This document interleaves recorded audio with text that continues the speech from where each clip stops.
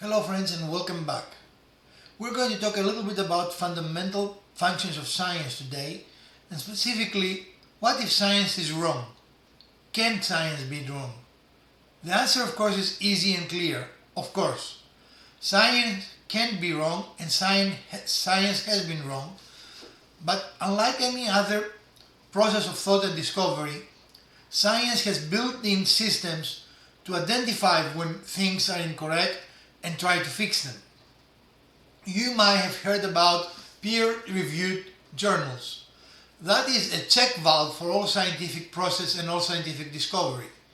If I'm presenting some information either new or altering something we already know, I have to publish it in a peer-reviewed journal in order for it to gain any validity. A peer-reviewed journal is a journal that is only interested in science, and it is a subscription-based model. In other words, it does not get a lot of advertising funds or any external pressure, so no one controls what is published in it.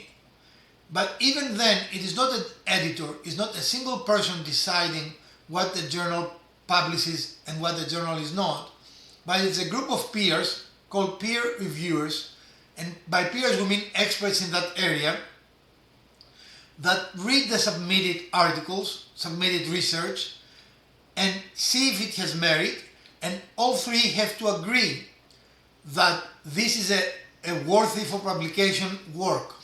If they do not agree, it can be returned to the author for clarifications or additions, or simply just be rejected. This process is just wonderful. First of all, it does not depend on one person to make the decision, i.e. an editor.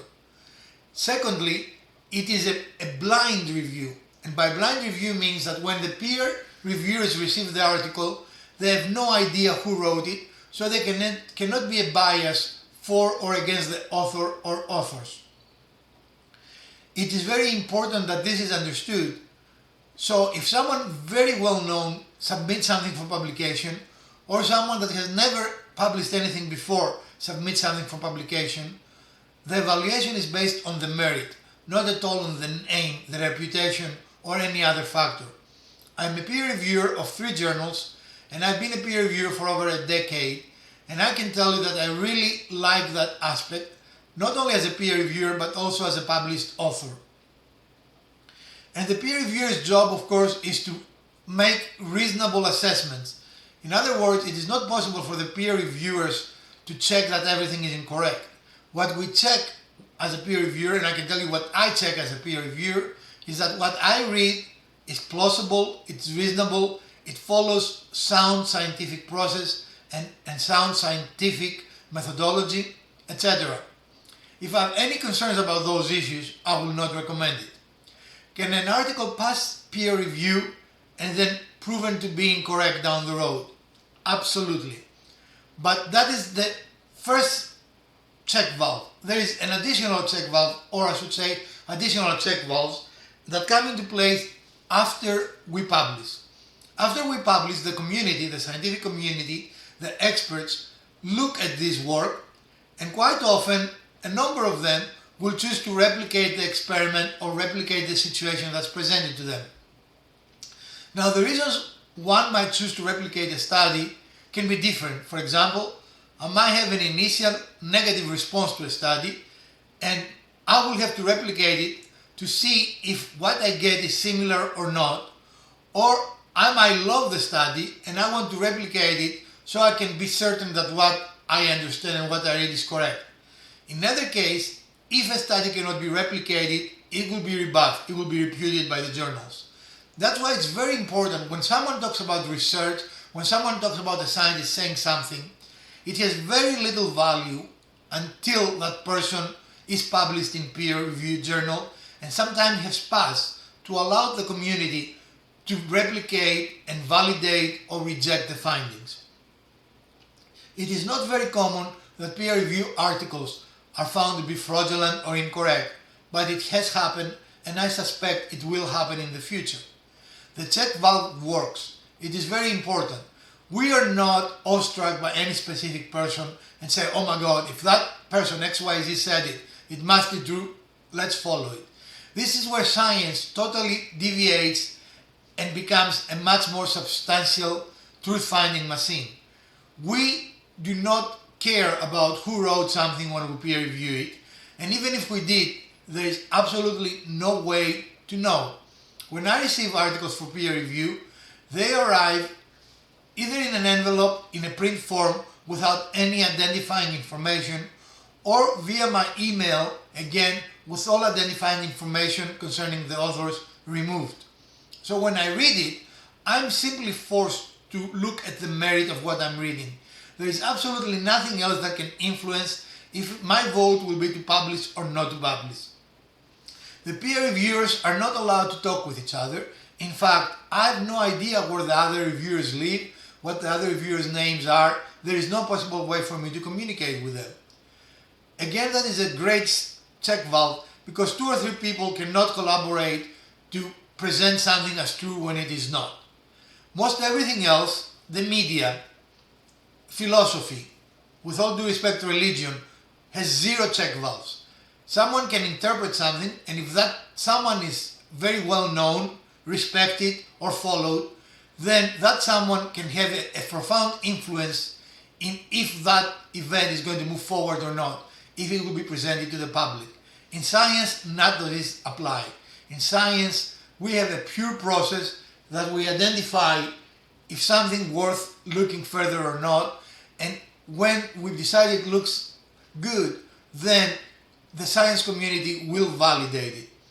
That is why it is very important. We see now in the news that XYZ person made a statement.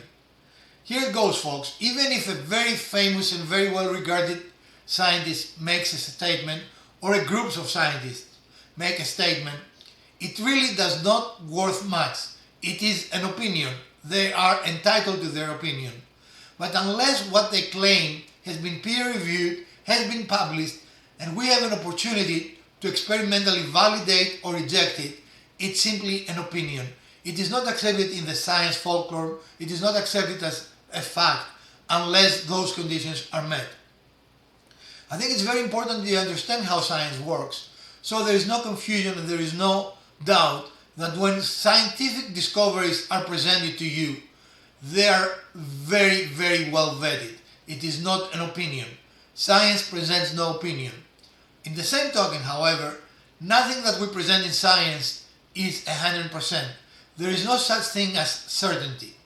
There are possible ways in which something can be misrepresented, something may be misconstrued, or even with the very important check valves we put into scientific knowledge, something might pass through the cracks.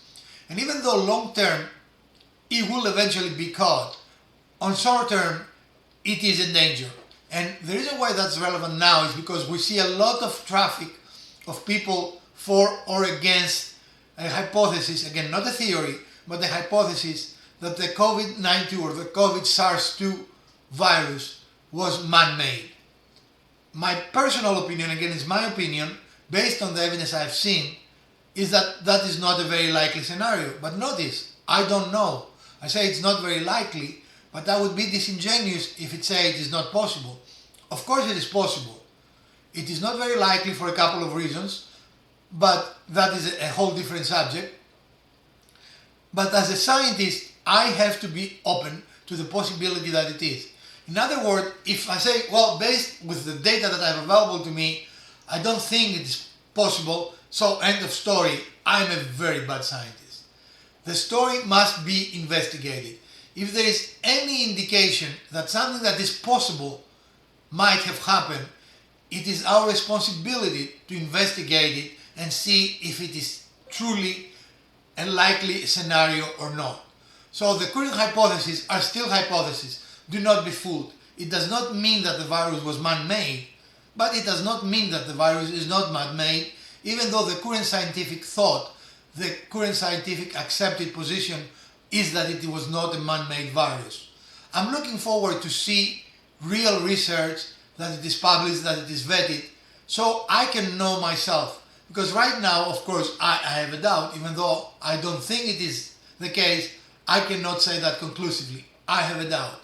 Stay safe, ask questions, and I'm going to be with you very soon. Stay safe, friends.